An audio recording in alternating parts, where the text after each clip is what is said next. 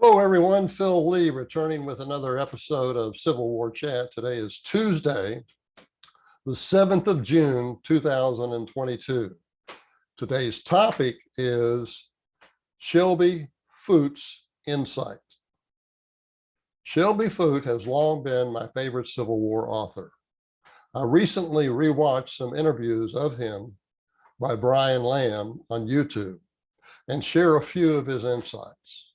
When Lamb asked him which side he would choose to fight with or fight on if the Civil War were to break out today, Foote answered that he would fight for the South because he was a Mississippian.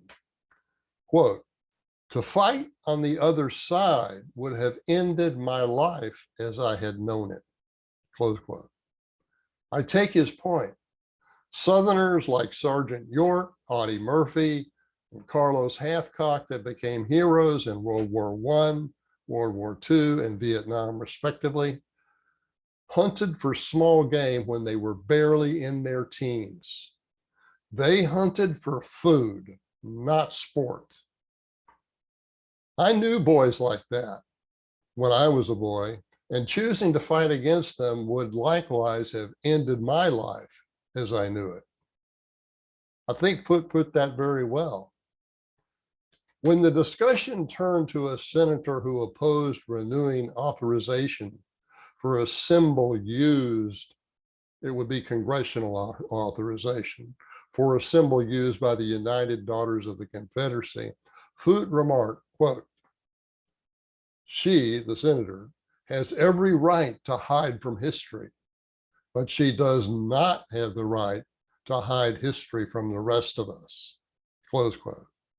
No doubt he would be shocked to see how far the cultural elite have done that very thing by removing Confederate statues. They hide history from the rest of us intentionally.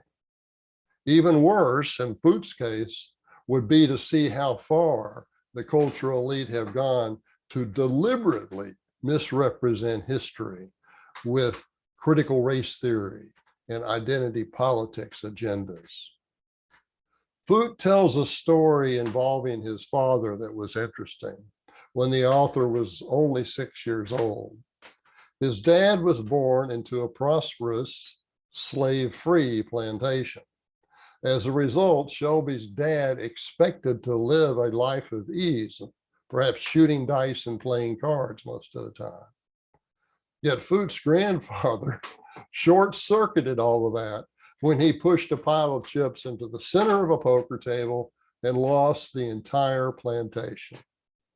Foote's dad had to get a job. He was newly married, and his father-in-law got him started as a shipping clerk with Armour and Company in Greenville, Mississippi. He moved up the corporate ladder until he ran Armour's entire southern region. The father seemed certain to rise higher when he died unexpectedly of a post-operative infection when Shelby was only 6 years old. Shelby remarked to Lamb, quote, "If Dad had lived, he would have ended up in Chicago, and I would have grown up in a suburb going to prep schools. I consider the avoidance of that fate to be a great deliverance, although I'm sorry I had to sacrifice my dad to get it." Regarding the Civil War, Foote commented that it happened during our nation's adolescence, and like all adolescent traumas, it looms large in our memories, like your first unexpected romantic breakup or the divorce of your parents. It remains in our subconscious and even conscious memory for the rest of our lives. It is always a part of you. For Southerners, it is an even bigger part because our side lost. During the Cuban Missile Crisis, Khrushchev is said to have remarked that, except for Southerners, Americans did not truly comprehend the devastation that war brings. Only 20 years earlier, the Soviets had lost 20 million killed in World War II. And their country, of course, was invaded by the Germans. just like the South was invaded by the North. And what was left behind was devastation that Northerners know nothing about. Regrettably, however, Northerners, other Americans outside the South, may soon realize what it means to be losers, as they put it. If gasoline resets at something like $10 a gallon, the dollar will not likely remain the world's reserve currency. Its value will collapse like a house of cards. All but the wealthiest Americans and the cultural elite in government, the regime media, and the academy will face genuine economic hardships. Of course, as noted, the cultural elite will be exempted. The government will pay their salaries, and they will pay whatever they need to satisfy the price of $10 a gallon for gasoline. The rest of us will come to realize that we have squandered America's meritocracy and freedoms to a woke agenda focused on shibboleths such as so-called racial and gender systemic discrimination. When Lamb asked Foote to explain how the Civil War determined what our country would become and what it would not become, Shelby answered the first part by saying that Virginia's influence in the federal government would be eclipsed by the North. Okay, that's right. But when explaining how the war decided what we would not become, Foote had some interesting comments. He pointed to the antebellum Southern virtues.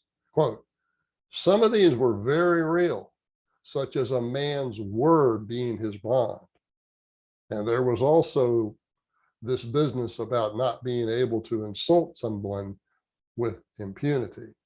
Now, consider, for example, how participants on Twitter, Facebook, and various online forums hide behind pseudonyms to insult those with whom they disagree and even expel them without consequence.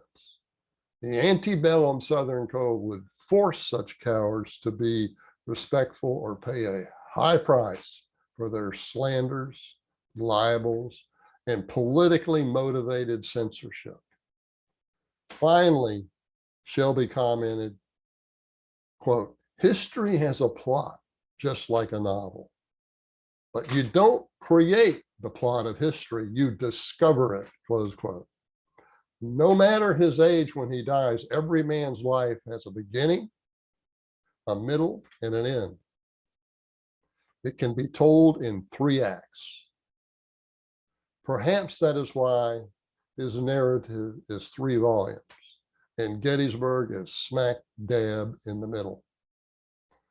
Okay, please go to Amazon and look at my books, Philip Lee, L-E-I-G-H, Philip Lee. Lots of books on the Civil War and Reconstruction, but I think a total of about 8 or 9. Take a look at them. If you buy them and you read them and you like them, please give them 5 stars there at Amazon. That really helps us out. Okay, that is our show for today, and thank you for watching.